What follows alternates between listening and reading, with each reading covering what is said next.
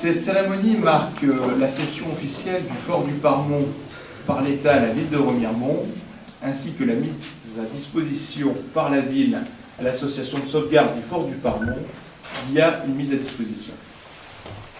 Cette acquisition, je préfère parler de passage de témoin, intervient au terme de nombreuses années de réflexion et de tractation. Initiées des lamentations de Christian Poncelet, elles se sont poursuivies. C'est aussi un acte très symbolique pour les Romarimontains, et si j'ose dire, un juste retour des choses. En effet, la ville retrouve enfin une partie de son patrimoine forestier qu'elle avait vendu en 1874 à l'armée par patriotisme, selon la formule de l'époque. Un patrimoine cependant enrichi par l'état-major qui a érigé un impressionnant ensemble militaire en 1876. Alors là, on a une chambre sous-officier, donc des lits de place, un tueur en dessous.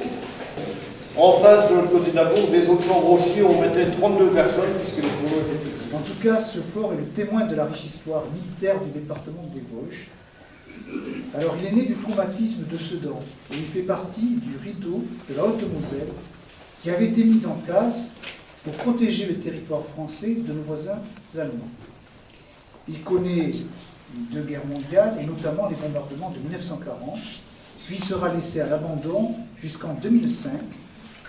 Depuis, ce fort est devenu un atout majeur de notre ville. Il en est l'événement le plus visible. Cela fait déjà 12 ans que nous nous efforçons à restaurer le site et que nous le faisons revivre. Nous voulions remercier la municipalité de son achat, ce qui nous permettra de continuer nos efforts. Moi, ça tombe bien, c'est mon métier, vous en en plus. Donc voilà. Le fort témoigne en effet, en plus de son histoire, de l'exceptionnelle inventivité française en matière de défense. Raymond Adolphe Céré de Rivière, surnommé le Vauban du XIXe siècle, a d'ailleurs laissé son nom au système de places fortes entouré de rideaux défensifs mis en place dans l'est de la France dans les années 1870.